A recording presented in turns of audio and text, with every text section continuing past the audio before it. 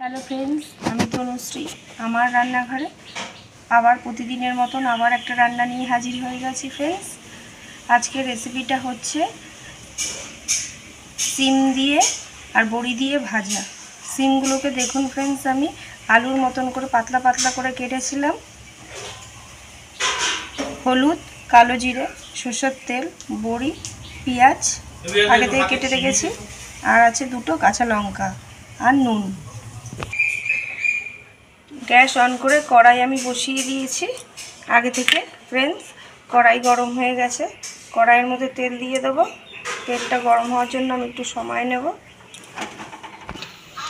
তেল গরম হয়ে গেছে, তেলের মধ্যে বড়িগুলো দিয়ে দেবো। বড়িগুলোকে ভেজে নেব প্রথমে।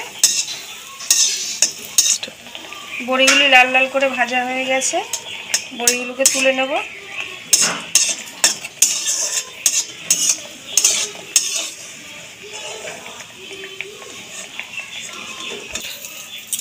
বড়ি ভাজা তেলের মধ্যে ফোড়নে দিয়ে দেবো কালো জিরে,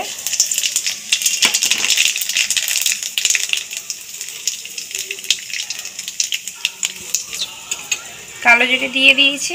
এবার দেবো দুটো কাঁচা লঙ্কা ফাটিয়ে দিয়ে দিয়েছি। হলুদ দিয়ে দেবো, পেঁয়াজ দিয়ে দেবো, দিয়ে ভালো করে ভেজে নেব। পেঁয়াজটাকে ভেজে নেব। পেঁয়াজটা ভাজা হয়ে গেছে ভালো করে। এবার আগে থেকে কুচিয়ে রেখেছিলাম সিমগুলোকে দিয়ে দেবো।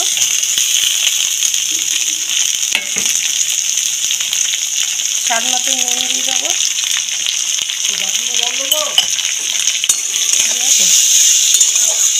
ভালো করে নেড়ে চেড়ে নিয়ে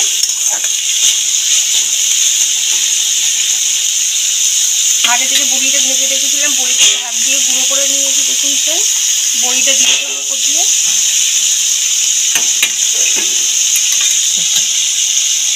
একটা প্লেট দিয়ে কিছুক্ষণের জন্য একটু ঢেকে রাখবো লো ফ্লেমে, যাতে সিমটা ভালো করে সেদ্ধ হয়ে যায়। কিছুক্ষণ ঢাকা দিয়ে রেখেছি ফ্রেন্ডস। এবার ঢাকাটা খুলে দেবো, নাড়িয়ে নেবো। আর ঢাকা দেবো না আমি, এরকমভাবে কিছুক্ষণ ধরে আবার ভাজতে থাকবো। সিম মোটামুটি সেদ্ধই হয়ে এসছে।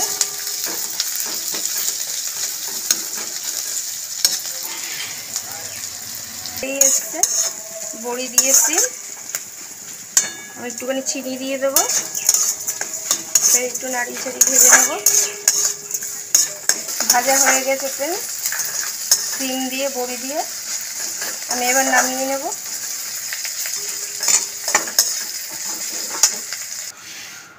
ফ্রেন্ডস, এরকম বড়ি দিয়ে সিম ভাজা একদিন বাড়িতে করে দেখতে পারেন। রুটির সাথে খুবই ভালো লাগবে, ভাতের সাথেও ভালো লাগবে ফ্রেন্ডস। একদিন করে দেখবেন ফ্রেন্ডস, রিকোয়েস্ট করছি। একদিন করলে মনে হবে সিম এরকমভাবেই ভাজা করে খাই। যদি ভালো লেগে থাকে তাহলে আবদার করেই বলবো লাস্টে ওই একটা কথাই, ভালোবেসে লাইক শেয়ার সাবস্ক্রাইব করে দেবেন ফ্রেন্ডস। ভালো থাকবেন, সুস্থ থাকবেন।